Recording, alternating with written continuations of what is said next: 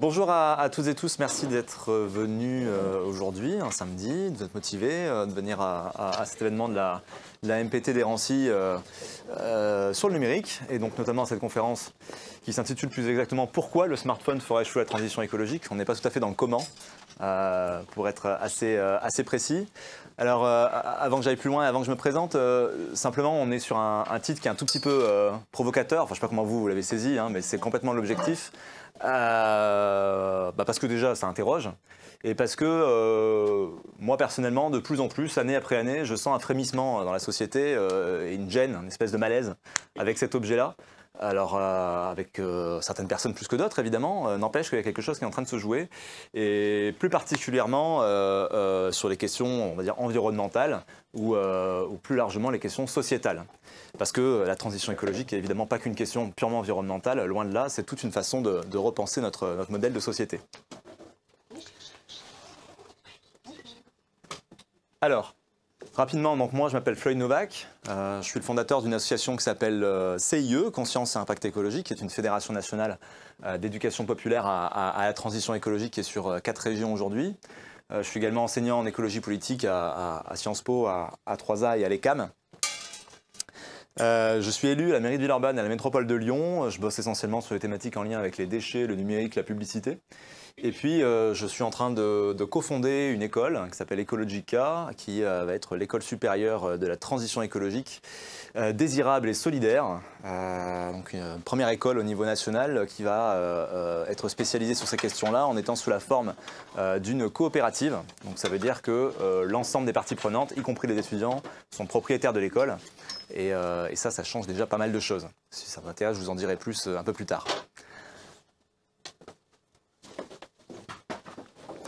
Je pense que la première chose sur laquelle il faut qu'on se mette d'accord pour pouvoir ouvrir cette conférence, c'est que le smartphone ne fait pas particulièrement exception à la base. Ce n'est pas un objet spécial ou quoi que ce soit, dans le sens où son développement, son apparition, son essor est relativement logique. En fait, il est issu d'une continuité technologique, avec des objets de plus en plus perfectionnés d'une part, mais aussi des objets de plus en plus présents dans notre quotidien.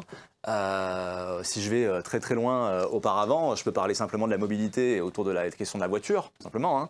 Et plus largement, on peut parler de ce qu'on appelle les besoins artificiels. Vous savez, on peut qualifier notre manière de vivre, nos modes de vie, qui répondent à plusieurs types de besoins. Des besoins, on va dire, primaires, on a un besoin pour vivre, se reproduire, etc. etc. Des besoins, on va dire, sophistiqués, qui sont plutôt culturels, qui sont plutôt sociaux. Et puis des besoins artificiels, qui sont en fait, quand on y réfléchit et qu'on prend un petit peu de distance, largement créés par la société dans laquelle on évolue.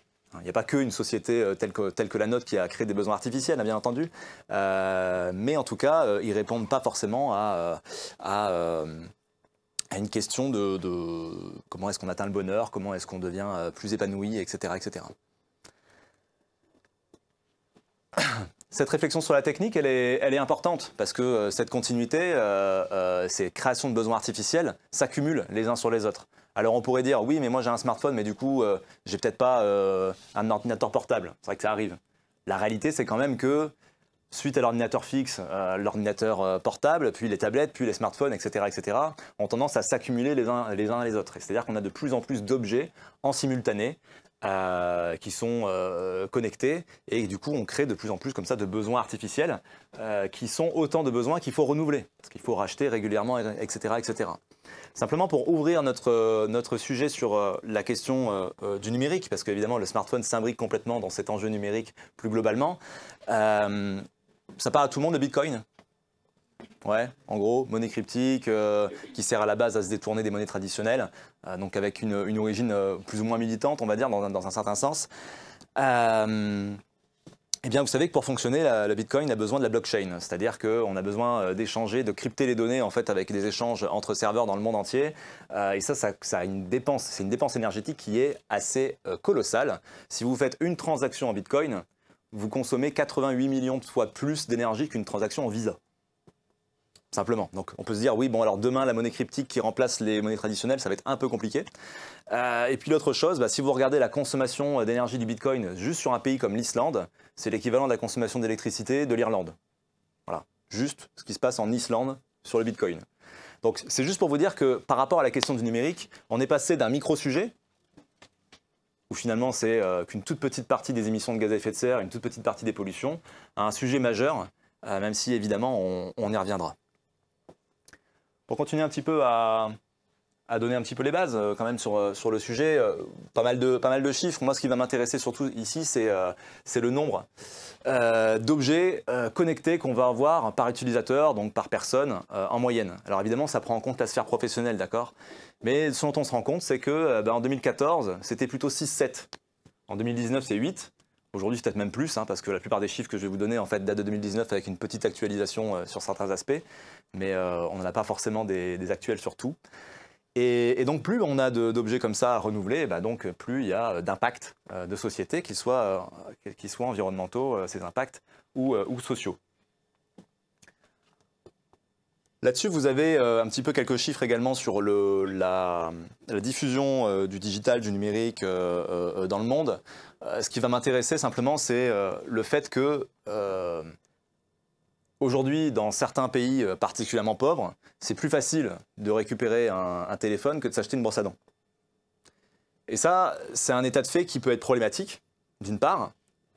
Mais un autre état de fait, c'est que même si on a un téléphone, on n'a pas forcément accès à toutes les données. Vous savez qu'on ne peut pas se connecter forcément à tous les sites internet, on ne peut pas forcément consommer toutes les données dont on voudrait avoir accès. Et juste, rien que cet état de fait, ça crée une nouvelle inégalité. C'est-à-dire qu'un États-Unien moyen, il consomme 140 gigaoctets de données par mois. Un Indien en consomme 2. Alors je ne vous dis pas que l'États-Unien moyen consomme 140 gigaoctets de données de type savoir, être de la culture, etc., etc. Pas du tout. Mais simplement, ça reflète une nouvelle inégalité. Surtout dans un monde où on a tendance à numériser de plus en plus les savoirs, les services publics, etc., etc. Si on va juste en France, là vous avez le temps du coup passé sur différentes sphères sur Internet. J'attire votre attention là-dessus parce qu'en réalité, en France, on passe en moyenne 4h30 sur son smartphone. Mais ça, c'est le temps moyen passé sur Internet. Donc si vous ajoutez le temps qu'on passe aussi sur les ordinateurs, etc., etc., on est à un peu plus de 6 heures de connexion Internet par jour. Je pense que là-dessus, il y a quelque chose sur lequel on peut se mettre d'accord, c'est l'évolution en 10 ans du temps passé sur Internet, simplement à cause d'un outil, donc le smartphone, c'est pour ça que vous êtes là, qui a une qualité et en même temps un énorme défaut, et c'est un peu au cœur de notre sujet aujourd'hui, c'est toute la question de l'instantanéité. C'est pour ça, à plusieurs moments, peut-être que vous allez vous dire, oui, mais ce qu'il raconte là, c'est en rapport avec le numérique. Alors, vous allez voir qu'on va de plus en plus parler précisément du smartphone au fur et à mesure. Mais la réalité, c'est que la différence avec les autres outils de connexion, c'est que le smartphone, il est instantané. Donc, on a en permanence la tentation d'aller se connecter. Et vous allez voir que la tentation, elle est en fait toujours présente. Alors, pourquoi le smartphone fera échouer la transition écologique? On est un petit peu obligé d'aborder un certain nombre de choses qui concernent purement les impacts environnementaux. Okay, et là-dessus, typiquement, on va regarder le cycle de vie d'un objet électrique, électronique, numérique. Tout ça, c'est à peu près la même chose en fait. Hein. C'est à peu près les mêmes étapes. C'est très classique. On a tendance à penser que l'impact environnemental de ce qu'on appelle les D3E, donc les déchets électroniques électriques, déchets équipements, eh bien, c'est avant tout cette étape déchets. Là, on ne sait pas trop ce qu'on en fait, etc., etc. Ça pollue beaucoup. Alors, bien sûr, oui, ça pollue, même si le terme pollution à lui tout seul ne veut pas dire grand-chose. Bonjour. Bonjour. Je ne sais pas si vous allez retrouver Je pense qu'il va falloir aller chercher une chaise.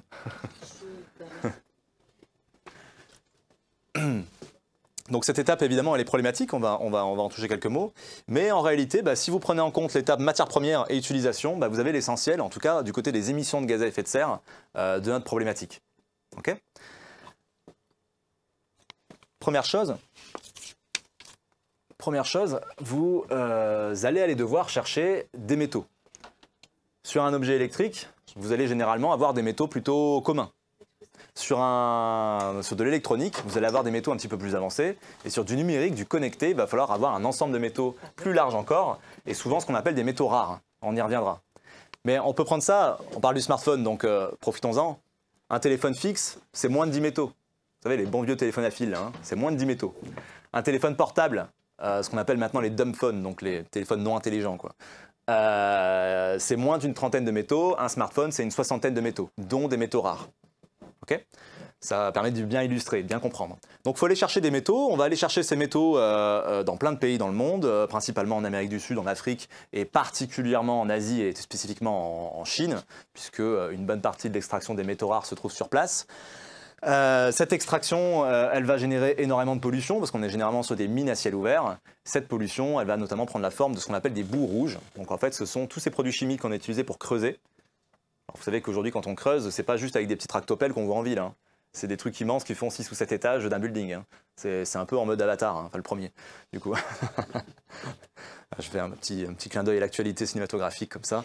Bref, donc on va les creuser, on mélange... enfin non, pardon, on va récupérer tout ce qu'on appelle des morts terrains, donc c'est ce mélange de pierres, de terre, de végétaux, etc., etc. Et tout ça, ça va se retrouver en fait pollué par des produits chimiques qu'on a utilisés pour creuser, arsenic, plomb, mercure. Et donc tout ça, pour pouvoir le traiter, on va le mélanger à de l'eau et ça va former ce qu'on appelle des boues rouges. Et en fonction des pays du monde, ben, on va s'en débarrasser de différentes façons. Si vous allez prendre l'exemple de la Chine par exemple, la Chine elle ne s'embête pas hein, à balancer tous ces polluants-là directement dans des lacs artificiels, et notamment dans la région principale où on va extraire les métaux rares, qui est la région de Baotou. Alors si vous vous intéressez à la pollution en Chine, que ce soit sur les déchets nucléaires, les phosphogypses, donc les déchets radioactifs issus de l'agriculture industrielle, tout autre type de déchets en fait globalement, et y compris nos boues rouges, tout se retrouve quasiment à Baotou, hein. C'est vraiment la poubelle de la Chine, c'est la Mongolie intérieure. Et je ne sais pas si vous voyez, mais ici à la ligne d'horizon, en fait, vous avez une ville. Pas hyper bien, mais vous avez bien une ville. Et cette ville, bah, c'est 10 millions d'habitants, c'est la capitale de Baotou, c'est la ville de Baotou, tout simplement.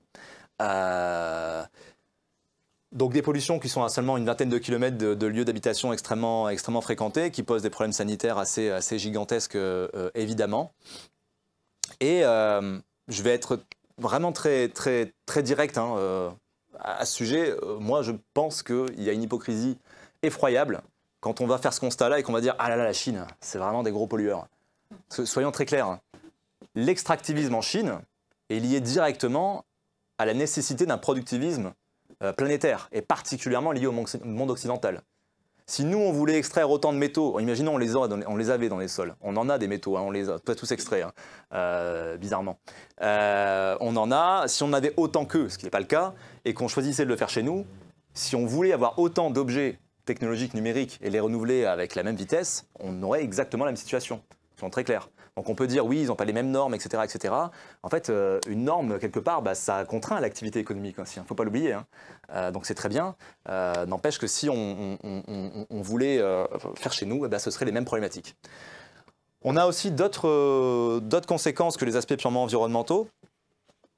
À Lyon, vous avez une association qui s'appelle Génération Lumière, qui est une association montée par un ancien étudiant de 3A, qui va aller faire le lien entre ce qui se passe en République démocratique du Congo et ce qui se passe chez nous. Et ce qu'ils vont expliquer, c'est que si le numérique chez nous se développe à toute vitesse, eh bien ça renforce le conflit civil sur place. Parce qu'il y a un conflit civil depuis presque 30 ans sur place, qui est le conflit le plus meurtrier depuis la Seconde Guerre mondiale. On parle de 9 millions de morts, hein. Si vous connaissez les problématiques des enfants soldats, de travail dans les mines pour les enfants, etc., on est en plein dedans, hein. On parle d'une 50 000 à peu près enfants qui seraient morts depuis 30 ans dans les mines sur place. Des conflits entre les milices, entre le gouvernement et les milices et entre les milices entre elles, pour l'accès donc à des ressources naturelles, particulièrement du bois exotique, bon, ça on met un peu de côté, mais aussi et surtout des métaux, et notamment ce qu'on appelle un caillou qui est le coltan, dont on extrait du tantal. Le tantal, indispensable pour les micro-condensateurs. Et donc plus le numérique se développe chez nous, plus eh bien, on a besoin d'avoir accès à ces ressources-là, sachant que 75% des réserves actuellement exploitées se trouvent en RDC, en République démocratique du Congo. Donc vous voyez des interactions complexes, avec des enjeux complexes et qu'il faut absolument pouvoir prendre en compte pour se saisir de cette réalité-là, de ces dépendances, parce que c'est aussi des dépendances, on va le voir ensemble, avec... si on prend une étape supplémentaire, au-delà de l'extraction des ressources naturelles, une réalité aussi sur la fabrication. Je ne vais pas spécialement rentrer dans tous les détails ici, parce que c'est des choses qui sont assez connues. Je vous renvoie vers les travaux de l'ONG China Labour Watch, qui va très bien décrire tout ça. Mais voilà, ce qu'il faut saisir simplement sur cette réalité, c'est simplement l'organisation du monde économique aujourd'hui. Vous connaissez sans doute le Fordisme, au moins dans les grandes lignes, hein, ok. Travail à la chaîne, mais au-delà de ça, surtout la standardisation des pièces et du coup des produits de consommation. C'est un peu le précurseur de la société de consommation, hein, Ford. Eh bien aujourd'hui, on est dans ce qu'on appelle du taylorisme. Pardon, du toyotisme, excusez-moi. Le toyotisme, c'est le just-in-time, c'est le zéro stock. Ça veut dire qu'on commande et du coup on produit en fonction de la commande. Mais ça nécessite d'avoir une horde de sous-traitants. Ça veut dire que, pour notre histoire, Apple, il fabrique rien du tout, hein. D'accord? L'iPhone, c'est pas Apple qui fabrique. Il a une horde de sous-traitants qui va fabriquer le micro-condensateur, dont on parlait tout à l'heure, il va fabriquer l'écran, il va fabriquer la batterie, etc., etc. Quelqu'un qui va assembler. Mais tout ce beau monde se parle finalement très très peu. Et donc, il y a ce qu'on appelle un éloignement économique et un éloignement émotionnel avec les lieux de fabrication. Est-ce que ça vous parle le Rana Plaza, Bangladesh, 2012, je pense, 2011, 2012, quelque chose comme ça? Ouais, donc l'effondrement d'un bâtiment qui fabrique des produits textiles de marque Le Temps des Cerises, Auchan et compagnie, hein, qui s'effondre, 1100 morts. C'est énorme, hein. Juste parce que le bâtiment était vétuste. Ça a fait scandale dans tout le monde occidental parce que on a retrouvé donc, ces étiquettes de marque et les marques ont fait un discours en disant je ne savais pas. On n'était pas au courant que c'était comme ça. Alors on pourrait se dire oui, ils sont hypocrites, bien sûr que si, c'était au courant. Bien sûr qu'il y en a dans la boîte qui sont au courant, il y en a qui font les visites, il y en a qui font les partenariats, évidemment. N'empêche que la réalité, et moi j'en suis assez persuadé, c'est que l'essentiel des gens n'ont pas conscience. Parce qu'il y a cet éloignement géographique, économique, mais aussi émotionnel. Mais on le vit nous aussi en tant que consommateurs, hein. C'est-à-dire que vous allez chez un commerçant qui va avoir un comportement donné déplaisant, vous allez dire je ne vais plus chez ce commerçant, c'est pas grave. Quand on va dans la boutique d'Apple, c'est assez peu probable qu'on vous parle mal, hein. C'est assez peu probable qu'en face de vous, on ait un comportement bizarre. Et puis bon, globalement, la boutique, elle est quand même, elle est censée être... il y a les moyens en tout cas pour rendre ça agréable, en tout cas en fonction d'une certaine image de l'agréable, hein, évidemment, et attractive. Et donc, je vous le disais tout à l'heure, on a tendance, petit problème de diapo, mais on a tendance à penser que l'étape déchet est la plus importante. Alors, en termes de gaz à effet de serre, non, évidemment, pour tout un tas de raisons liées à plutôt des questions sociales et des questions de pollution, c'est un impact qui est également colossal, effectivement.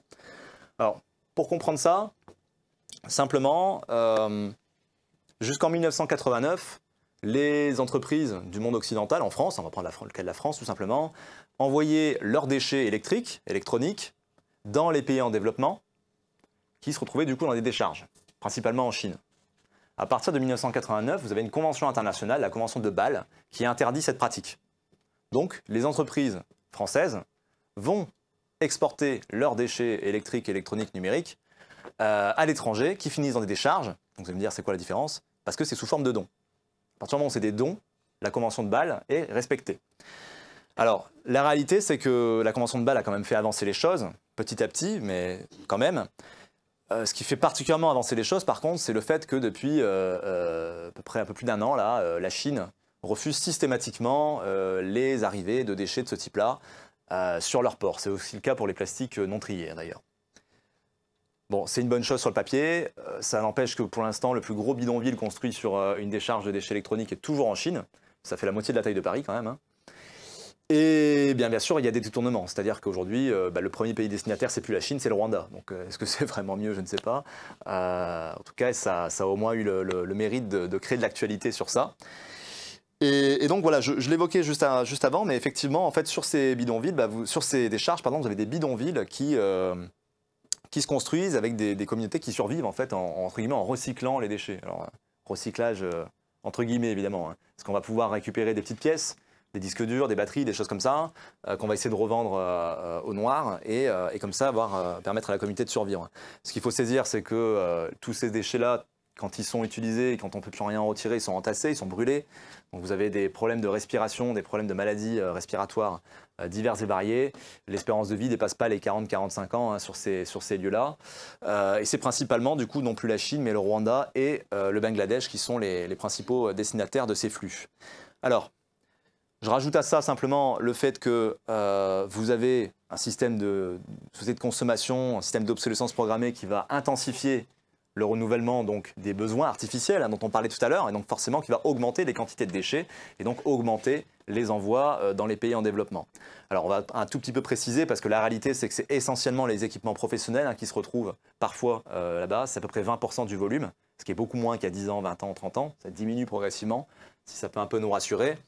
Vous en avez en fait 50% de nos D3E qui finissent en incinération ou en enfouissement chez nous. En gros, j'ai mon portable, je ne sais pas quoi en faire, je le mets à la poubelle, bah, il finit brûlé. Et ça, c'est voilà, 1 sur 2 quand même. Et vous en avez à peu près effectivement 30% qui finissent en collecte. Donc on le met dans le bon endroit où on est censé le mettre. Et donc c'est recyclé.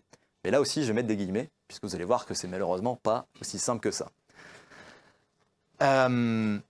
Je ne sais pas si vous êtes allé récemment dans une boutique, alors je ne sais pas si Orange, SFR et compagnie c'est pareil, mais alors moi j'ai halluciné l'an dernier quand je suis allé dans une boutique Free, une éternité que je n'étais pas allé dans une boutique Free, à Bellecour par exemple.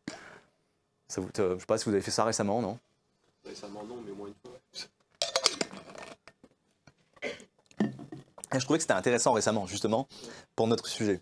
Pourquoi? Parce que la boutique de Bellecour, je ne sais pas si vous êtes déjà rentré, ça fait vraiment Apple en fait. Je ne me rendais pas compte qu'ils s'étaient adaptés autant à la logique d'Apple, toutes ces boutiques-là. Donc déjà, il n'y a rien. Enfin, je veux dire, c'est vide. Il y a des écrans partout. Et dans un coin tout petit discret, là, il y a une petite borne. Donc je vais voir, par curiosité, et je vois, oui, le smartphone, c'est des métaux, ça pollue, donc c'est important de recycler. En gros, ils disent en 2 lignes ce qu'on raconte depuis tout à l'heure, seulement sur les aspects environnementaux, purement. Et voilà, laissez votre portable qui fonctionne ou pas, et nous on va essayer de s'occuper de le collecter, de le recycler correctement. Alors, je vous ai dit qu'il y avait des guillemets sur une histoire de recyclage. Donc on peut se dire, bon bah c'est bien, ils font un geste. Et là on se retourne et on voit 10 écrans qui nous disent, oui, le dernier Samsung Galaxy à 1 € si vous prenez l'abonnement free, etc. Bon, on va bien se mettre d'accord, ça participe énormément à ces histoires de besoins artificiels, à ces histoires de renouvellement. Parce que la réalité c'est qu'aujourd'hui, un portable, on le change tous les 18 à 20 mois en France. Ça s'améliore un tout petit peu à quelques semaines près en fonction des années. Mais on est encore dans cette idée du coup d'obsolescence programmée qui est certes technique. Souvent, ça on le connaît bien, le truc technique où il y a une mise à jour logicielle qui fait bugger ou une imprimante qui est réglée pour. Mais la réalité, c'est que l'obsolescence programmée, à mon avis, aujourd'hui, elle est avant tout symbolique. Elle est avant tout psychologique. Elle est avant tout liée à l'effet de mode. Que ce soit dans le textile, c'est assez connu, mais dans le numérique, encore plus. D'ailleurs, c'est ce qui fait qu'aujourd'hui, quand un nouvel iPhone sort, 1/3 des personnes qui l'achètent le jour de sa sortie prennent un crédit à la consommation pour l'acheter.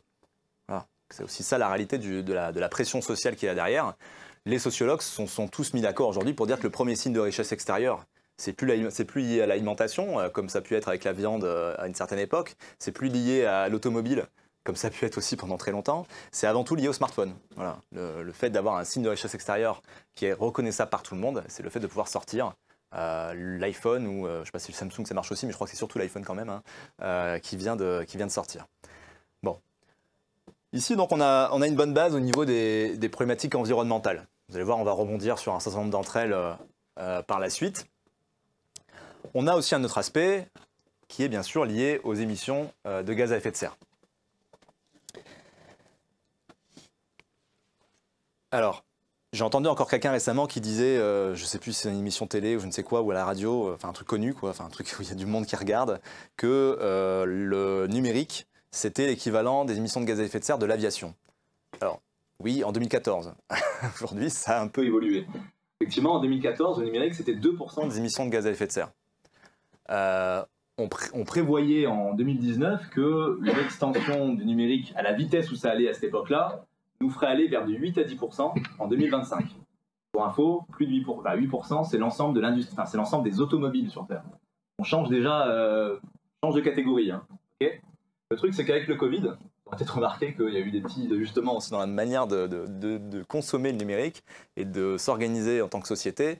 Eh bien, c'est aller beaucoup plus vite que ce qui était prévu. Donc, on n'a pas de chiffres aujourd'hui là mis à jour concrètement, mais on peut estimer assez aisément qu'on est sur du 6, 6,5, voire 7% à ce stade, là maintenant tout de suite, des émissions de gaz à effet de serre liées au numérique. Alors, quand j'interviens en entreprise pour parler de ces questions-là, la première question qu'on me pose, avant même qu'on commence à en discuter, c'est voilà, nous, nos mails, ça nous pose problème, il faut vraiment qu'on réfléchisse à comment est-ce qu'on réduit l'impact de nos mails.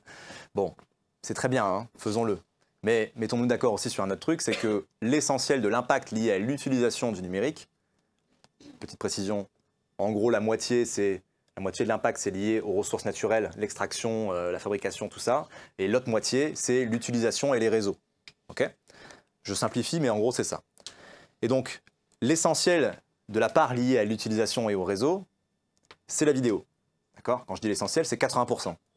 Ce qui est logique, hein. Vous regardez votre disque dur, vous prenez un traitement de texte, une image, une musique et une vidéo. Bon, normalement, la vidéo est plus lourde que le reste. Et donc forcément, quand on va aller consommer de la vidéo sur Internet, il faut faire un transfert de données. Il y a différents types de serveurs qui vont travailler à plus ou moins longue distance et qui vont du coup aussi en fonction de la distance, parce que plus la distance est éloignée, plus ça va consommer, eh bien, vous envoyez les données et vous permettre de consommer votre contenu. Alors, ceux qui savent déjà la réponse, ne répondez pas s'il vous plaît. Ou plutôt ceux qui ont déjà vu un extrait là, ou la conférence elle-même, je pense que c'est plutôt ça. Si vous connaissez la réponse, dites-le. Si on ne se connaît pas, c'est encore mieux. Est-ce que vous avez une idée du sujet, du thème, du type de vidéo qui va particulièrement être impactante en termes de... Alors le streaming, oui, effectivement. Le porno, voilà. Il fallait casser vite là. C'est gênant là, arrête. Ok, oui, effectivement. Alors, l'industrie pornographique, c'est effectivement, si on s'amuse à parler en termes de thème, le premier thème le plus polluant. Le suivant, c'est les chatons, hein, globalement. Donc voilà. Après, si on regarde plutôt en termes de type de site, tout ce qui va être Tube, c'est à peu près équivalent à ce qui va être streaming, enfin VOD, je veux dire, à peu près équivalent à ce qui va être réseaux sociaux et à peu près équivalent à ce qui va être porno. C'est à peu près kiff-kiff tout ça, même si les tendances montrent que le Tube a tendance à diminuer au profit des services de VOD et de la pornographie. Vous aurez remarqué également que Facebook, premier gros réseau social, c'est essentiellement du texte, un peu des images, mais quand même beaucoup du texte. Instagram, c'est essentiellement des images. TikTok, c'est essentiellement des vidéos.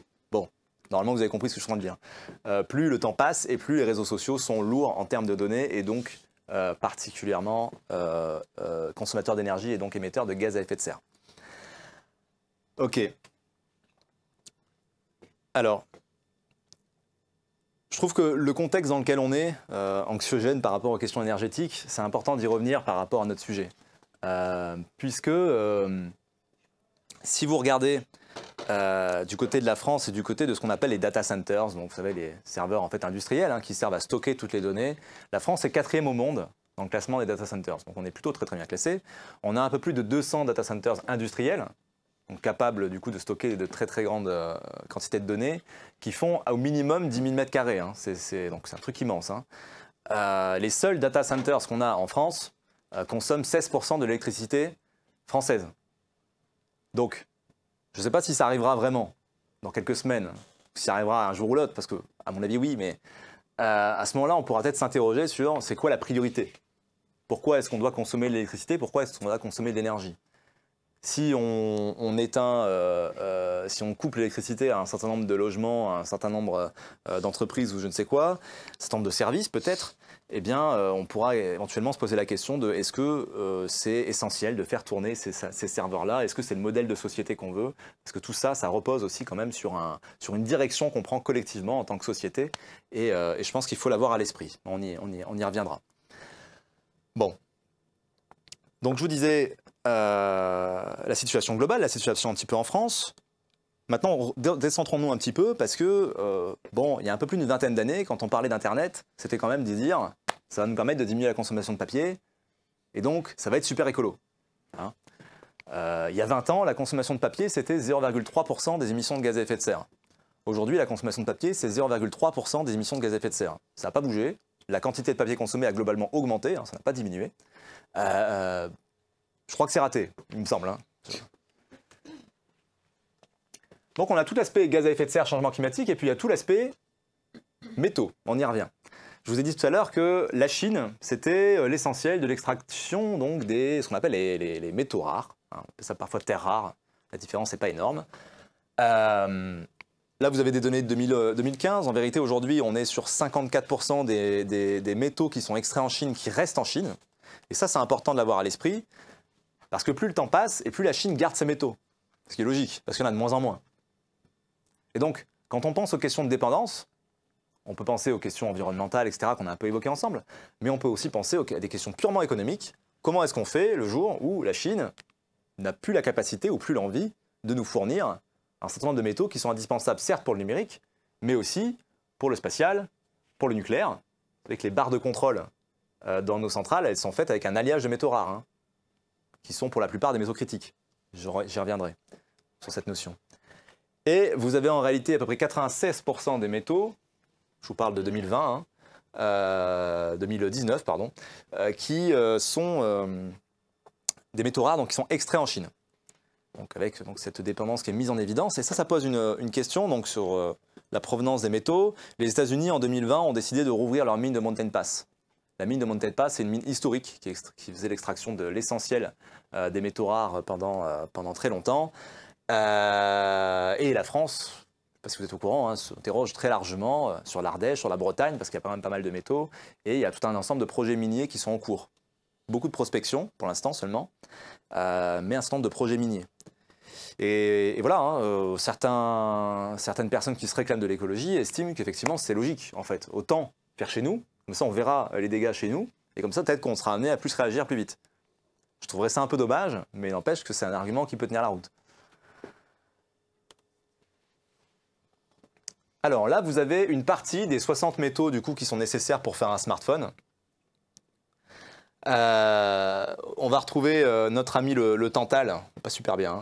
On va retrouver notre ami le tantal dans la microcondensateur. On va retrouver au niveau de la dalle tactile un métal rare dont on parle assez souvent qui est l'indium, un métal transparent qui nous sert à faire des écrans plats, des écrans tactiles. À la fin du XXe siècle, on a découvert à quoi servaient ces métaux rares et notamment l'indium. On s'est dit, bah, c'est cool, on va faire des écrans plats, des écrans tactiles partout. Voilà, sur l'horizon 2035 à peu près, c'est fin de la réserve de l'indium, voilà, annoncé. Alors, est-ce qu'après 2035, il y aura une espèce de mode acheter le super écran cathodique, rétro, je ne sais quoi. Je ne sais pas si on s'adaptera à ce point-là. Si c'est le cas, vous penserez à moi. Et donc, vous voyez, sur chaque métal, vous avez ou non une petite vignette rouge. Quand il y a une vignette rouge, c'est que, c'est moi qui l'ai ajouté, c'est que c'est un métal critique. Okay, un métal critique, c'est beaucoup plus important que la notion de métal rare. Parce qu'en fait, un métal rare, c'est simplement le fait qu'il est géologiquement rare. Mais peut-être que nous, par rapport à notre consommation, ce n'est pas un problème. Vous allez trouver, par exemple, du néodyme qui sert à transformer l'énergie mécanique en énergie électrique en quantité 2600 fois inférieure sur un gisement de fer donné, si vous avez la chance d'en trouver. Hein. Mais en moyenne, vous allez en trouver 2600 fois moins que de fer. Okay, c'est pour ça qu'il est rare, géologiquement. Beaucoup de métaux rares sont des métaux critiques, mais pas tous, parce qu'il y a certains métaux rares, on en utilise à peine quelques tonnes au niveau mondial. C'est toute petite quantité. Hein. Typiquement, l'indium, c'est impossible à extraire du portable. Et donc, un métal critique, par contre, selon l'Union européenne, c'est que les réserves sont inférieures à 20 ans, c'est qu'on ne sait pas le remplacer par autre chose, et c'est qu'il est essentiel pour l'économie actuelle. Je ne sais pas si j'ai besoin de rajouter quelque chose. Ici, vous avez la microélectronique. Moi, ça me préoccupe beaucoup plus que l'ensemble des autres métaux en réalité. Parce que dans la microélectronique, vous avez tous les conducteurs. Vous avez l'or, vous avez l'argent, vous avez le cuivre et vous avez l'étain. Il y en a 4, hein, c'est pas compliqué.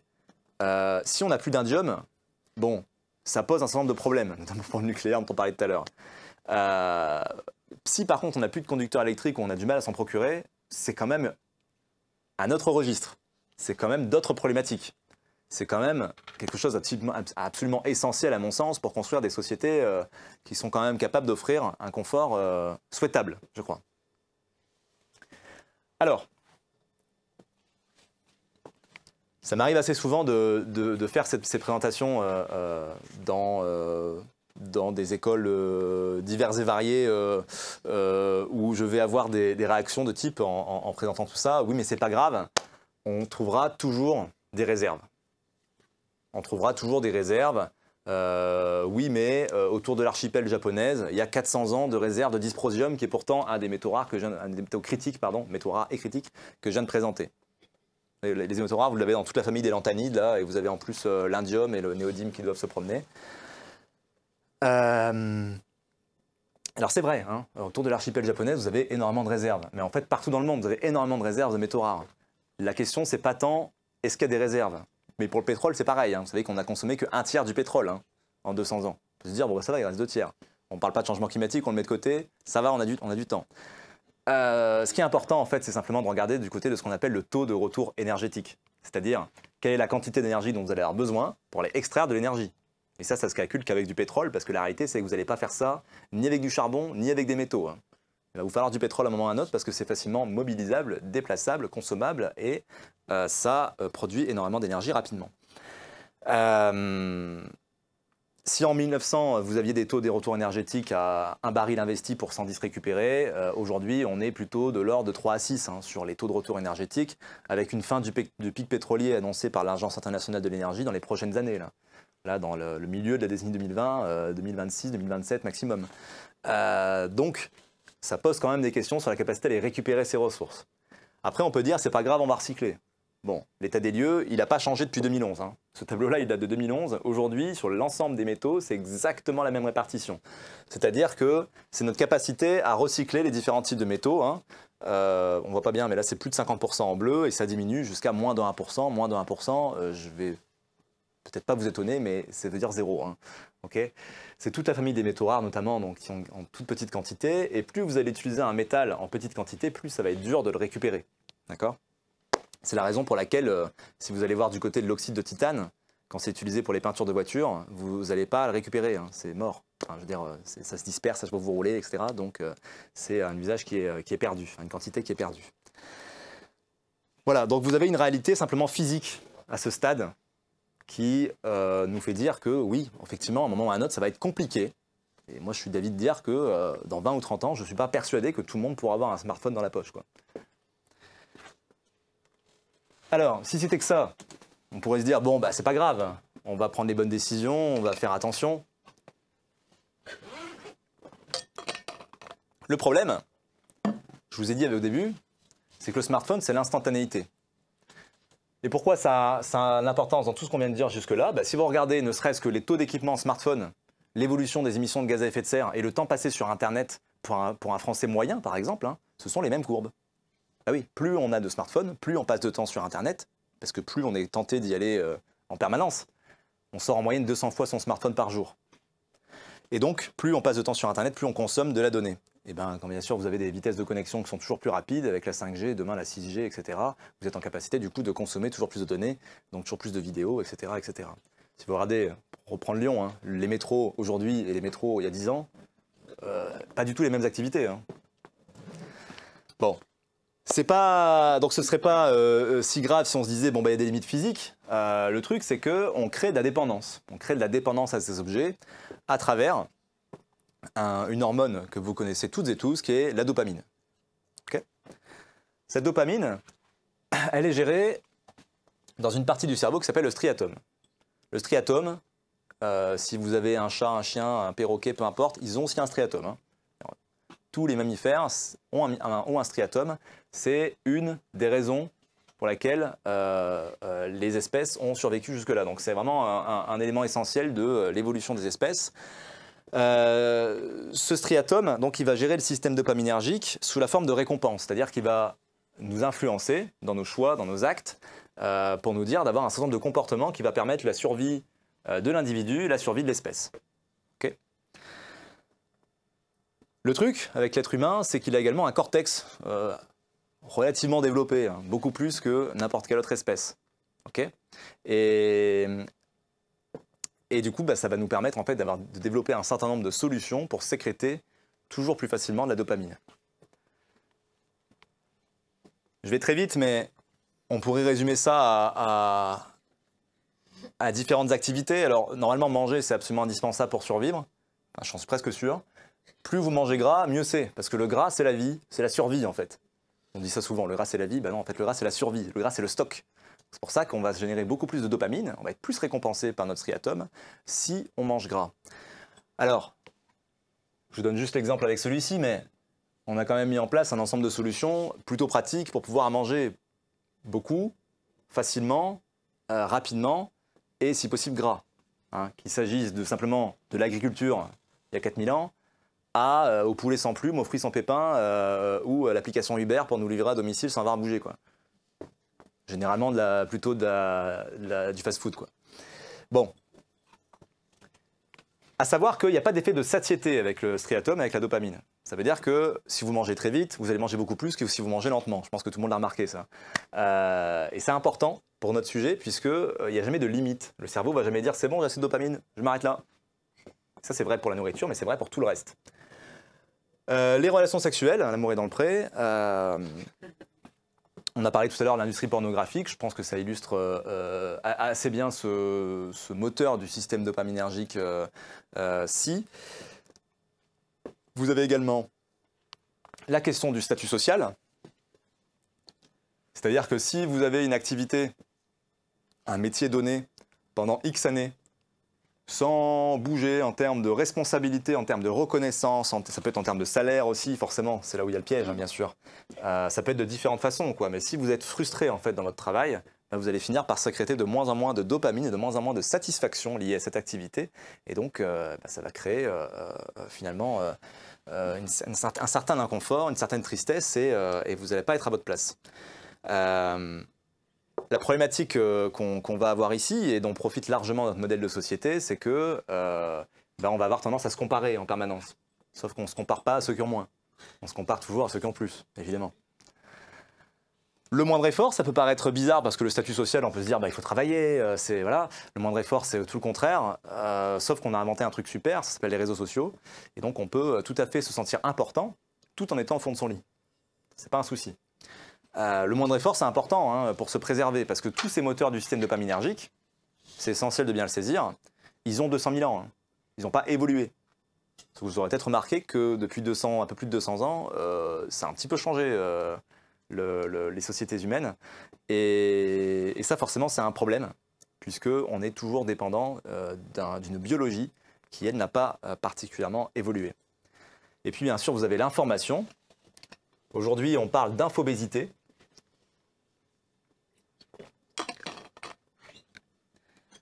L'infobésité, c'est ce qui fait qu'un adolescent qui a un smartphone dort en moyenne 46 minutes de moins qu'un adolescent qui n'a pas de smartphone.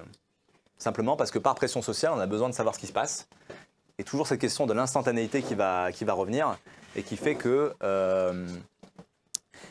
qu'on a la capacité de savoir en fait. On a la capacité de se connecter, d'aller regarder ce qui se passe, etc. Et du coup, la tentation est assez grande. On peut aussi voir ça de deux façons. Je ne sais pas si ça vous est déjà arrivé d'être sur un réseau social et de scroller en fait, hein, sur ce réseau social, et puis au bout d'un moment vous vous demandez mais j'étais en train de faire quoi en fait? Je fais un truc par automatisme et vous savez plus trop pourquoi vous le faites. Donc le fil d'actualité infini aussi qui bien sûr permet ça. Et puis de l'autre côté, on peut aussi aller voir du côté des chaînes d'information continue où on va regarder des trucs sur BFM TV qui vont nous déprimer. C'est que des mauvaises nouvelles, c'est envoyé d'une manière assez spécifique à ces chaînes-là, on va dire, je vais le dire simplement. Qu'est-ce qu'on fait le lendemain? On regarde BFM TV, parce qu'on a besoin de savoir. On a besoin de savoir ce qui se passe, on a besoin d'avoir de l'information, et en fait, malgré le fait que ça nous déprime, ça nous génère de la dopamine. Et c'est pour ça que c'est important de bien faire la différence. La dopamine, c'est une hormone de la motivation, du plaisir, de l'addiction. C'est certainement pas une hormone du bonheur. Bien faire attention à ça. Le problème qu'on va avoir avec notre histoire de smartphone, c'est que le smartphone est le premier objet qui est en capacité de nous fournir de la dopamine sur chacun des 5 moteurs que je viens de citer. Et c'est ça qui en fait une spécificité tout à fait inquiétante. Vous voulez manger, Uber, vous voulez des relations sexuelles, Tinder, vous voulez du statut social, les réseaux sociaux, vous voulez rien faire, Netflix, vous voulez de l'information, bon, on pourra redire les réseaux sociaux ou n'importe quel média vous voulez. Vous avez tout en fait. Il y a tout en un seul objet. C'est ça qui fait que le cerveau, à force d'utiliser le smartphone, va finir par confondre l'ensemble, enfin chacun de ces 5 moteurs-là, et le fait de toucher l'écran du téléphone. Et ça concerne ni plus ni moins que 59% des moins de 35 ans en France. C'est ce qu'on appelle de la nomophobie. Et c'est qu'on considère généralement, alors il y a plusieurs définitions, mais on voit généralement l'idée qu'on ne peut pas se passer de son smartphone pendant au moins 1 mois. Je n'ai pas dit Internet, je n'ai pas dit téléphone, hein, j'ai dit smartphone, attention. Cette nomophobie, du coup, elle se caractérise par plein de choses, mais généralement on se rend dépendant à des applications, on se rend dépendant à une utilisation en particulier, on se rend dépendant plus généralement en fait, au plaisir que nous procure cet outil-là. J'ai fait cette même conférence il y a quelques temps à Sciences Po, et à ce stade, j'ai une étudiante qui lève la main et qui me dit oui, mais moi je veux bien me passer de mon téléphone, mon smartphone, mais je ne sais pas comment faire pour me déplacer à Lyon. Je ne sais pas comment faire, je n'ai pas appris. Voilà. On est en ville, hein. Je veux dire, tous les axes, c'est nord, sud, est, ouest. Hein. Enfin, je veux dire, moi je trouve qu'il n'y a pas plus simple. Mais bon, admettons, au-delà du petit clin d'œil à cette réflexion-là, qui est tout à fait légitime, hein. Ce n'est pas une moquerie. Hein. Je veux dire, au bout d'un moment, c'est une question aussi d'éducation générationnelle. Enfin, il y a plein de choses qui rentrent en ligne de compte. Moi, ce qui m'inquiète, en fait, dans cette déclaration-là, c'est qu'à partir du moment où on a un certain nombre de personnes dans notre société, une certaine partie peut-être même quasiment majoritaire de la société qui est plus capable de faire sans, parce qu'elle ne sait pas faire sans, ben c'est le moment où c'est perdu en fait. C'est le moment où on ne peut plus revenir en arrière. En tout cas, cette nomophobie, elle va installer donc ces questions de dépendance, elle va installer aussi cette question de perte d'autonomie qui est liée, mais qui peut aller simplement un peu plus loin en démontrant le fait qu'on ne sait plus faire des choses par nous-mêmes. Bon, j'aime bien utiliser le fait que je me suis amusé à faire les 8 dernières élections, pas les 8 derniers tours d'élections, depuis 2020, il y en a eu beaucoup, en bureau de vote. Je vous assure que ça n'a pas manqué à chaque fois qu'on doit compter les piles de 100 plus 100 plus 100 plus 63, mettons, parce que c'est à peu près toujours ça, bulletin de vote dans le bureau de vote à la fin, tout le monde sort son smartphone pour faire 100 plus 100 plus 100 plus 63. Et quand on demande pourquoi, bah c'est pour être sûr. Ah oui, mais enfin, je pense qu'il y a plus de chances de se tromper en tapant sur le smartphone qu'en faisant de tête, parce que c'est vraiment un calcul ultra simple. La problématique, c'est qu'aujourd'hui, et c'était même le slogan d'Apple quand le premier iPhone est sorti, il y a une application pour ça. La problématique, c'est qu'il y a une application pour tout, il y a un outil pour tout, il y a tout sur Internet, il y a tout sur les applications. Et donc, on se rend dépendant d'absolument tout ce qui est possible. Il y a une application pour mettre un cadre droit sur un mur. À partir du moment, il y a une application pour tout. Ok ? Ça pose problème et ça nous empêche finalement de s'extirper de ça. Sur la question du smartphone, qui est donc bien spécifique, hein, vous l'avez compris, sur notre histoire de dopamine, on a un doudou. On a un doudou avec le smartphone. On n'est pas bien, on va aller s'enfermer dans le smartphone. On a besoin de s'enfermer dans une bulle, on va aller s'enfermer dans le smartphone. Et on l'a tout le temps sur nous. On peut toujours le faire. Il y a un truc très rassurant, en fait.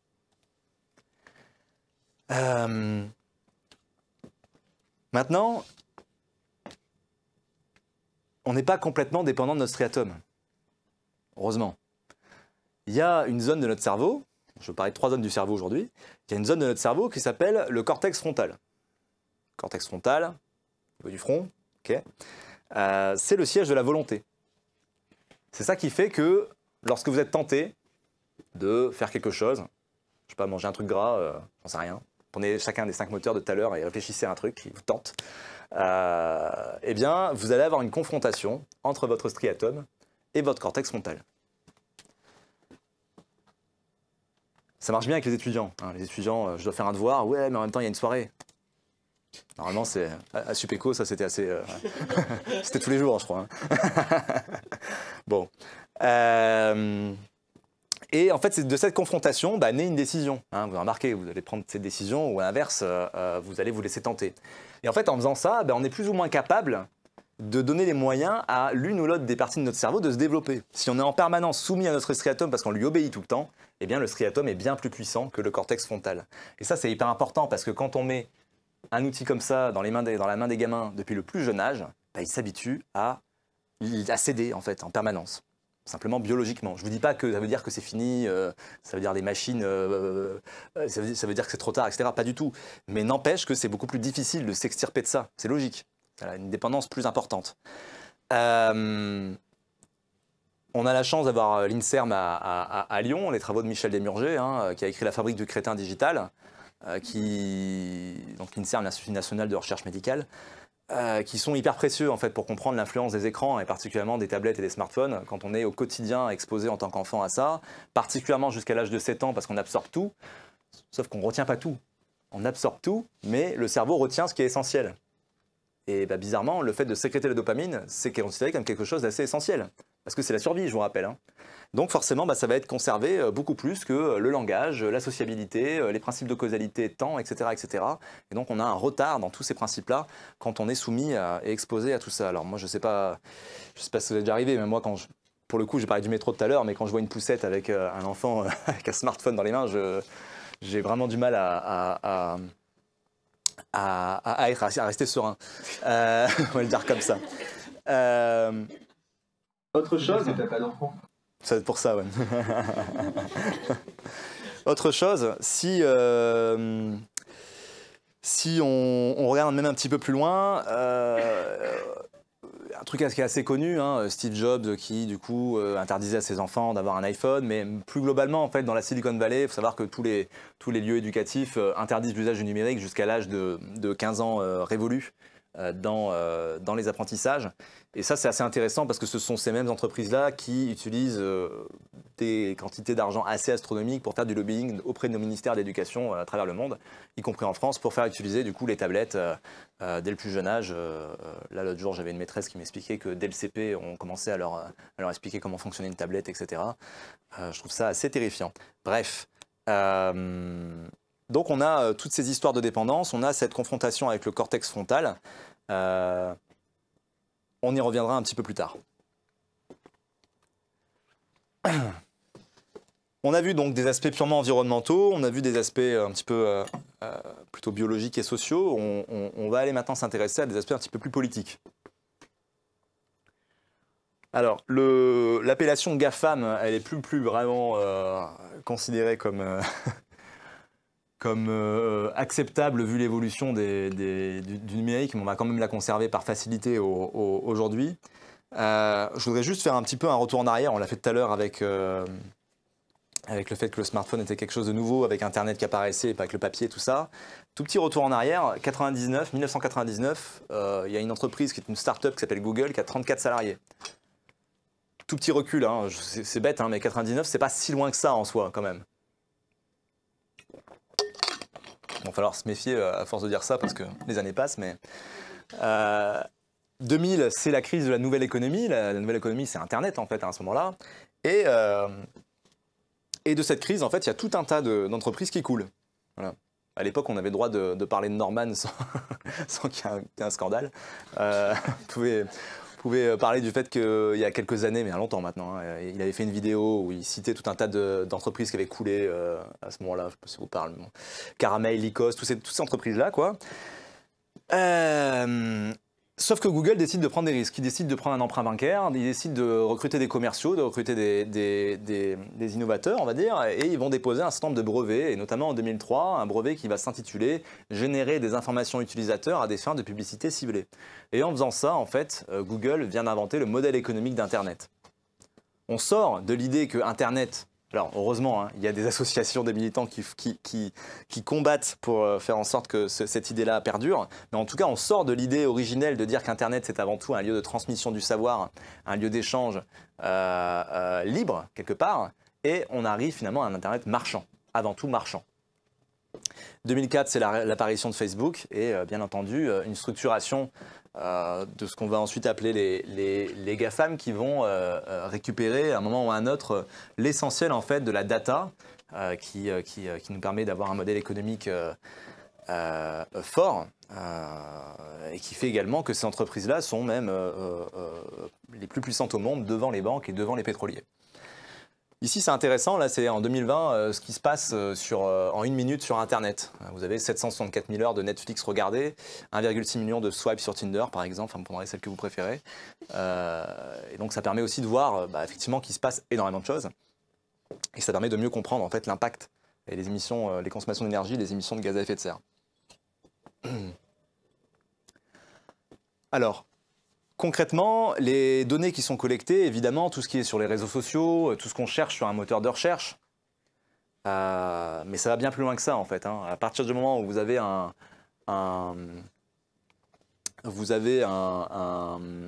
outil qui va récupérer de la donnée à un moment ou à un autre, même si ça peut vous paraître pour des choses positives, les sites de pétition en ligne, bon, leur modèle économique, c'est de récupérer les datas, les données de ceux qui signent. Hein. Donc voilà, ils vendent les données, hein, soyons très clairs. les tablettes sont capables d'analyser la vitesse de lecture, de supposer les mots sur lesquels le lecteur a des difficultés, de connaître les goûts en lecture, etc. etc. Mais évidemment, on y revient toujours, hein, ce qui va nous poser particulièrement problème, c'est que 70% des données, c'est logique puisque 70% des connexions entrantes sont via smartphone, sont récupérées donc via cet outil. Tout ce qui est sur un smartphone est collecté. Voilà, je ne peux pas faire plus simple. Hein. Vraiment, vous ne posez même pas la question. Je pense que j'ai des étudiants qui me demandent, mais même sur Snapchat? Oui, oui, même sur Snapchat. Autre chose, il y a évidemment une donnée qui est hyper précieuse sur smartphone, c'est la localisation GPS. Parce qu'avec la localisation GPS, on peut savoir où se situe la personne, quand elle s'y situe, est-ce qu'elle y va souvent, c'est quoi son rythme journalier, enfin quotidien, etc. etc. Et tout ça, ça permet en fait de valoriser économiquement ces données et de les vendre à un certain nombre d'acteurs. Je pense évidemment à des commerciaux, des publicitaires, ceux qui vont vendre un produit, c'est logique, c'est depuis longtemps, mais aussi depuis déjà un certain nombre d'années, particulièrement avec la tendance Barack Obama, Emmanuel Macron a fait la même chose, hein, c'est aux partis politiques, hein, tout simplement. Parce que c'est hyper pratique de pouvoir savoir à qui je dois parler et comment je dois parler à cette personne. Et en analysant la donnée, on peut le faire. On a aujourd'hui des courtiers en données qui sont capables de vous vendre des données sur telle ou telle personne, sur tel ou tel quartier, sur telle ou telle ville, telle ou telle tendance. On peut tout faire en fait. Mais également de plus en plus les banques et les assurances. Parce que, alors vous avez le cabinet Deloitte en France qui milite énormément pour qu'on fasse la même chose que sur le modèle anglo-saxon, c'est qu'on commence à avoir des assurances qui font leurs tarifs en fonction du mode de vie de la personne. Et pour ça, il faut aller voir les données. En fonction de la prise de risque de la personne, est-ce qu'elle va au casino ou je ne sais quoi, pour savoir si on lui accorde un prêt bancaire, etc. etc. Donc ça pose un certain nombre de questions. Et bien sûr, ces données-là sont au service aussi d'un projet de société. Et ce projet de société a particulièrement été nourri par une application. Je suis sûr que vous n'y attendez pas. Cette application, c'est Pokémon Go, application la plus téléchargée au monde devant Facebook, Twitter et compagnie, hein, en 2016. Donc ça commence à remonter un peu. Et pourtant, qui a énormément inspiré les GAFAM, je parlais plutôt de la Silicon Valley en général. Parce que pour la première fois, on a une application où certes, on récupère les données personnelles des utilisateurs, et donc le modèle économique repose en partie là-dessus, mais véritablement, ce qui va nous intéresser, c'est de vendre un emplacement où les joueurs vont se rendre à des entreprises. Et c'est comme ça qu'on se retrouvait avec les lieux importants devant Starbucks, devant Subway, devant les fast-foods, etc., etc.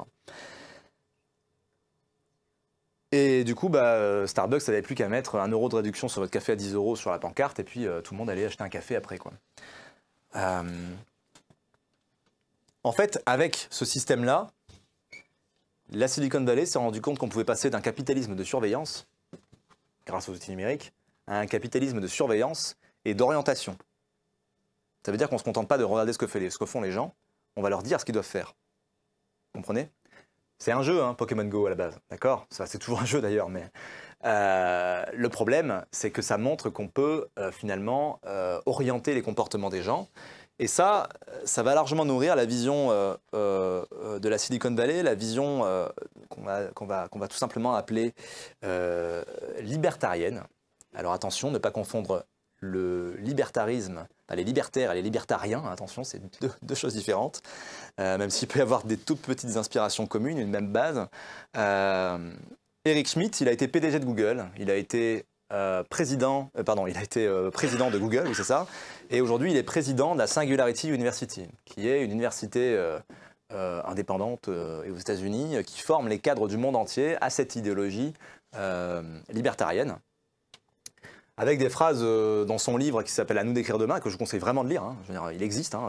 C'est pas moi qui invente ces phrases. Hein. Dans ce futur nouveau, vous n'êtes jamais perdu. Nous connaîtrons votre position au mètre près et bientôt au centimètre près. Quand il écrit ça, il juge que c'est quelque chose de positif. Hein. Je précise quand même. Hein. Si vous faites quelque chose que vous souhaitez que personne ne sache, peut-être devriez-vous commencer par ne pas le faire. Bon, ça c'est classique. Hein, okay. Et peut-être la plus importante de tous, à mon avis, la plupart des gens ne souhaitent pas que Google réponde à leurs questions, ils veulent que Google leur dise quelle est la prochaine action qu'ils devraient faire. C'est pour ça que tout à l'heure, je vous parlais de modèle de société. C'est-à-dire qu'à travers ces outils-là, on est en capacité de déployer, au-delà des limites physiques, quoi, on est en capacité de déployer un modèle de société donné. On va dans une direction idéologique. Et donc, cette direction idéologique, contrairement à ce que indique le titre de la conférence, n'est pas contraire à la transition écologique. C'est juste que c'est une vision de la transition écologique. C'est pas la mienne, hein. Je sais pas ce que vous l'avez deviné. Mais c'est bien une vision qui est basée sur l'orientation des comportements et sur des solutions hautement technophiles, bien sûr, pour répondre aux problématiques écologiques. On est extrêmement rattaché à toutes les questions, si vous connaissez un petit peu de transhumanisme, hein, et de comment est-ce que la technologie devient une solution en soi pour adapter l'être humain au futur, et notamment aux enjeux environnementaux qui nous font face. Et comment est-ce que finalement l'être humain est capable de continuer à évoluer. Et ça, cette réflexion-là, on ne peut pas la détacher de tous les délires autour de la conquête spatiale. C'est impossible de le faire, parce que ça répond à une même idéologie. Quand vous allez écouter les interviews d'un certain Elon Musk ou d'un certain Jeff Bezos, ils ont un point commun qui est énorme, c'est qu'ils ne peuvent pas accepter le fait qu'on a tout découvert et le fait qu'on ne pourra pas aller plus loin. Ils ne peuvent pas accepter ça, c'est une frustration énorme pour eux. Je pense que le fait d'être ultra riche ne doit pas aider à se dire que ça ne leur sert pas à aller plus loin, je suppose, mais bon. En tout cas, on ne peut pas délier ça parce que tout le délire de dire on va aller chercher les métaux sur des astéroïdes, si on va du côté de Jeff Bezos, ou sur la Lune d'ailleurs aussi, pour l'hydrogène notamment, et tout le délire, encore pire, hein, d'aller terraformer Mars d'Elon Musk, c'est complètement dans cette même mouvance. Sauf que ce délire-là, il ne pourra pas être réalité sans le transhumanisme, c'est pas possible. Je vais juste vous donner une seule indication pour ça. Je ne sais pas si ça vous arrive de vous renseigner sur ces questions-là de temps en temps, à travers les émissions spécialisées ou quoi, mais en fait, on ne peut pas aller sur Mars techniquement, enfin, je veux dire biologiquement, c'est pas possible. L'être humain ne peut pas traverser les rayons, je ne sais plus comment ça s'appelle, les rayons cosmiques ou je ne sais plus quoi, là, qui sont entre Mars et la Terre, c'est pas possible, on meurt en fait, hein, tout simplement. La seule façon de les traverser, potentiellement sans trop avoir de dégâts, c'est de dormir. Sauf que on ne dort pas si longtemps que ça, a priori, et ça met quand même quelques temps hein, à traverser ces rayons. Ce n'est pas une affaire de quelques heures. La seule solution, du coup, pour pouvoir traverser ça, c'est de regarder ce qui se passe dans le vivant. Et il y a un animal qui fait un truc fou, il hiberne, l'ours.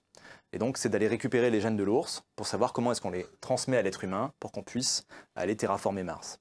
C'est ça, aujourd'hui, les recherches d'Elon Musk, enfin, une des recherches d'Elon Musk pour aller en direction de Mars, parce que c'est un des aspects qui est absolument essentiel, auquel il faut absolument répondre.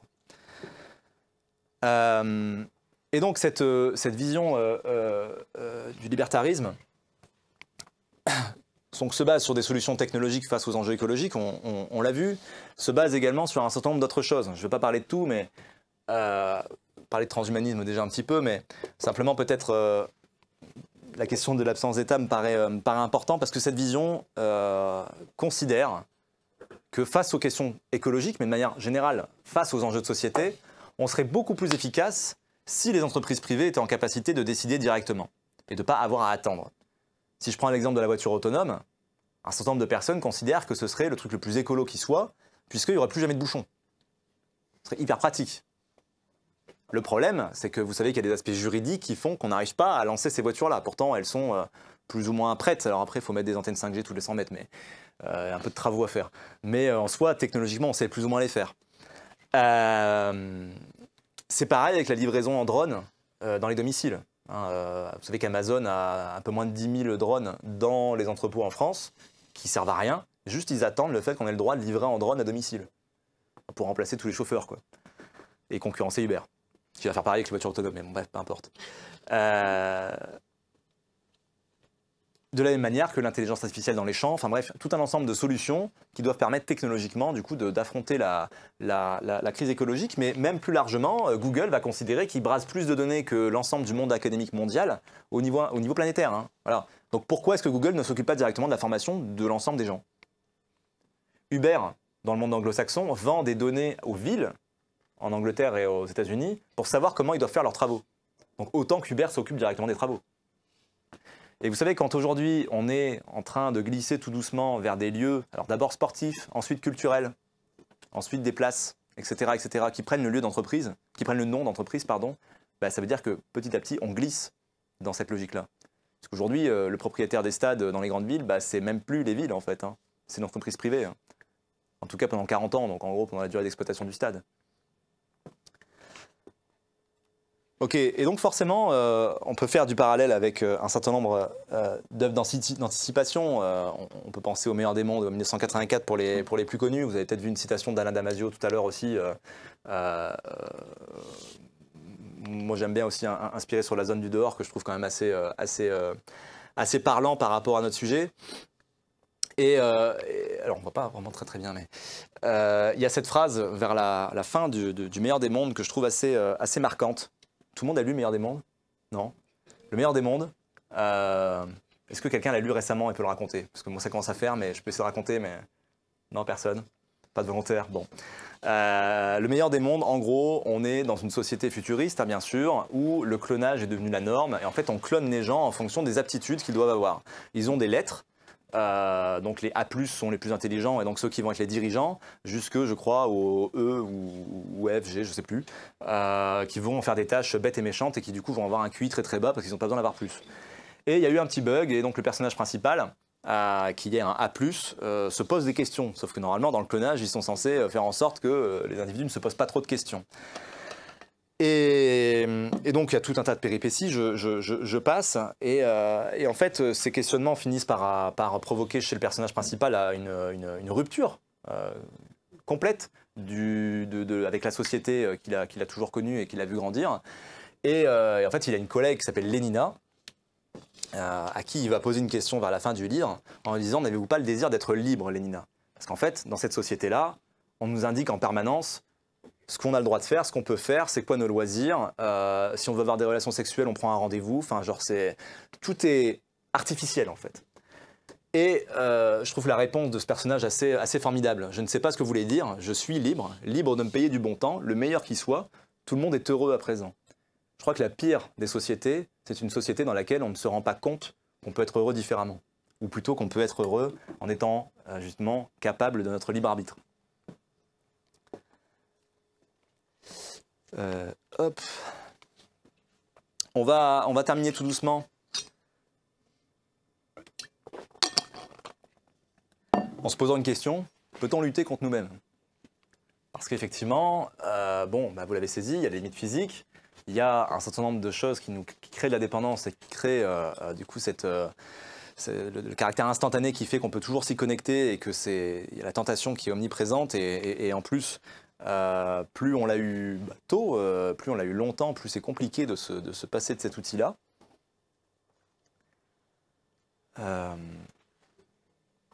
Et si on résume un petit peu, ben voilà, on a le fait que cet outil-là, il doit souvent être changé, il incite à se connecter en permanence, de récupérer massivement des données, qu'il a des impacts divers et variés, et qui du coup est un petit peu la voie pour cette transition écologique dévoyée, je dirais, finalement, où on nous indique les comportements qu'on doit avoir pour pouvoir respecter un certain nombre de choses, un certain nombre d'émissions de gaz à effet de serre, un certain nombre de pollution, etc., etc. En tout cas, ça fait partie intégrante du modèle de société vers lequel on va avec ces outils-là au service du coup de ces entreprises qui sont les créateurs de ces outils.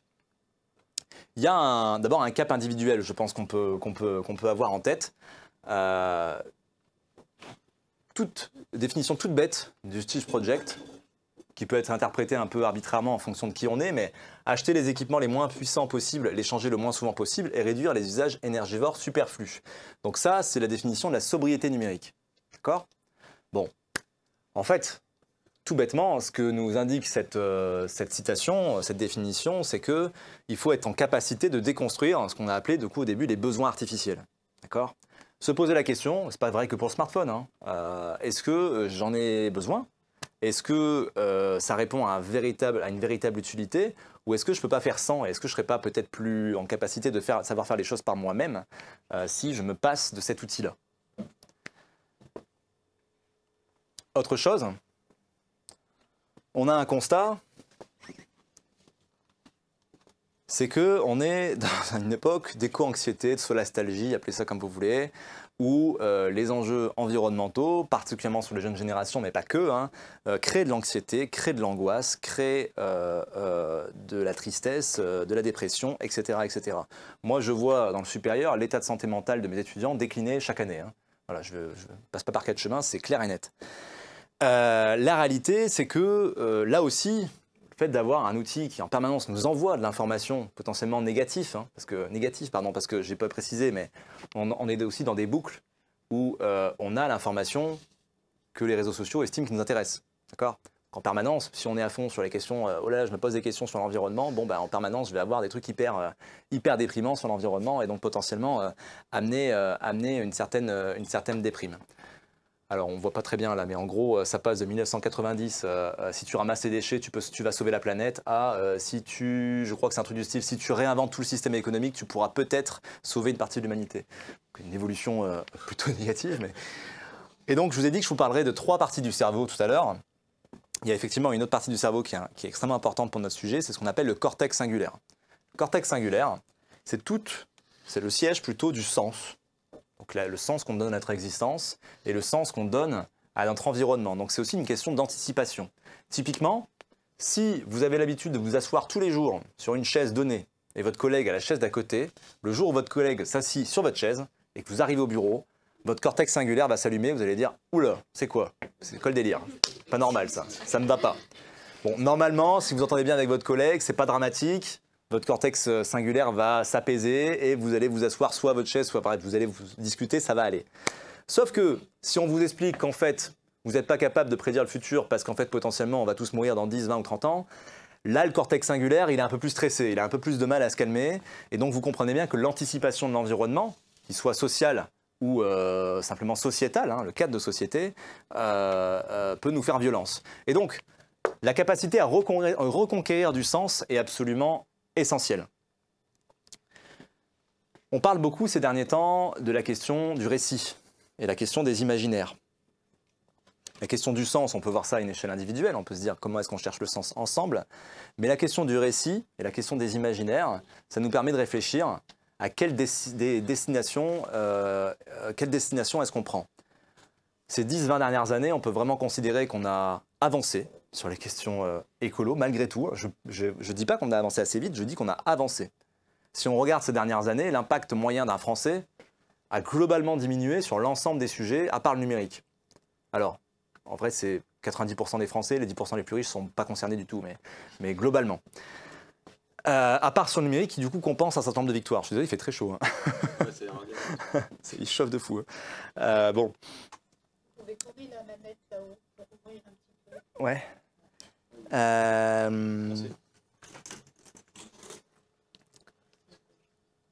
Et donc, il y a une certitude, c'est que le Covid a été ce qu'on appelle un choc exogène. Un choc exogène, en matière de changement social, c'est un moment où on accélère le changement social. On a beaucoup parlé du monde d'après, etc., en pensant que le monde d'après, il allait arriver tout de suite après. Mais non, en fait. Hein, un choc exogène, ça met un peu moins d'une décennie pour qu'il y ait une réaction, pour qu'il y ait un changement.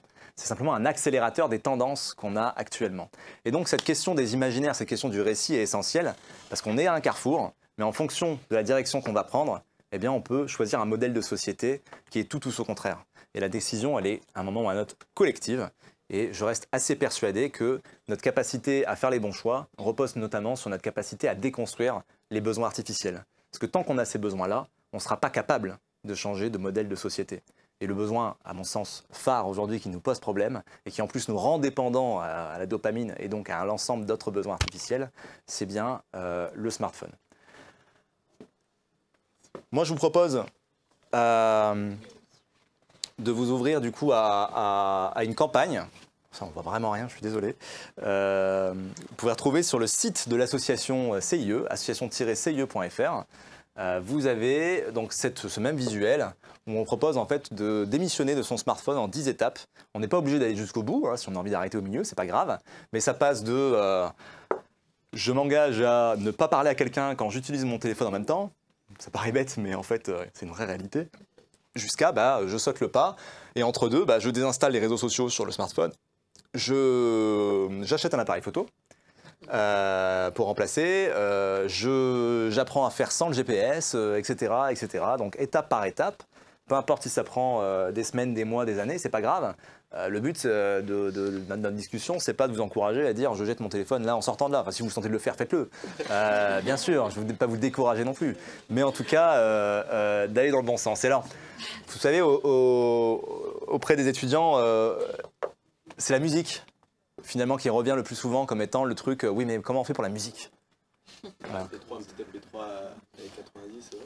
Ouais, il y a deux choses. Il y a déjà, on peut prendre un bon vieux MP3. Alors, c'est plus années 2000 que années 90. Parce que là, Walkman, ouais, là, on est dans les années 80, ouais, effectivement. Sur le lecteur CD 90, ouais. Bref, en tout cas, il y a d'autres choses qui peuvent exister. Et puis, je pense qu'il y en a aussi toute cette question de est-ce que j'ai aussi besoin d'écouter la musique en permanence, etc., etc. Il y a aussi tout ce truc-là, hein, de se dire, c'est devenu vraiment un truc où dès qu'il y a un déplacement, il faut aller écouter de la musique. Je dis pas que c'est pas légitime dans tout un tas de cas, etc., etc. Mais je me dis qu'il y a aussi peut-être on s'est aussi créé un besoin quelque part là-dessus, même s'il est un peu plus gérable. Donc, un certain nombre d'étapes de démission. Et donc, on me pose souvent la question, comment est-ce qu'on fait? Effectivement, MP3, une carte, un dumbphone, un vieux appareil photo, etc., etc.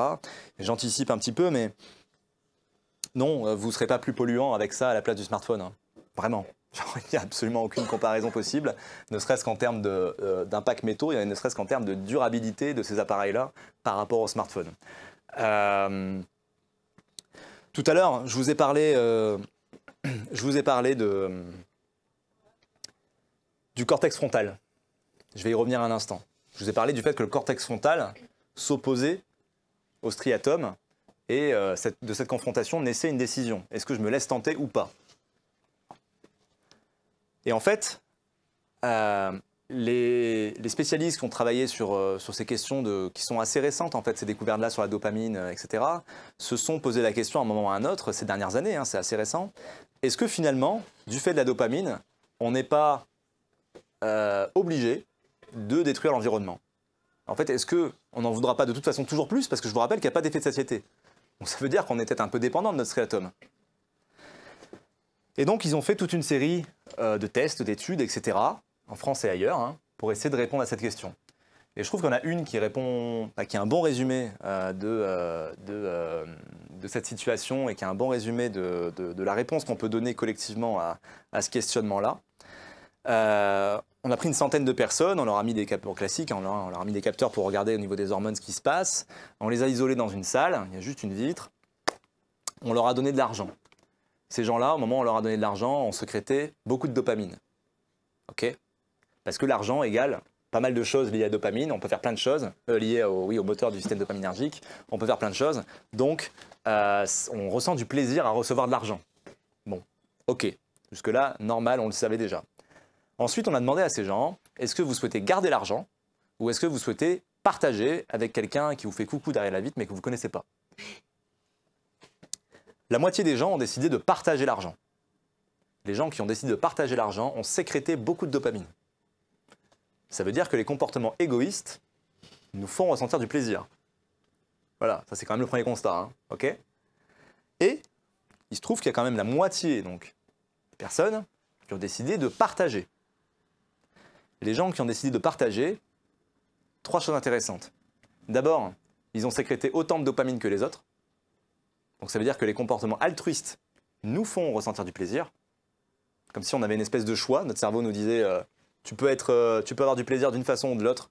C'est toi qui vois, c'est ton choix. Deuxième chose, contrairement au premier, ils ont sécrété de la sérotonine.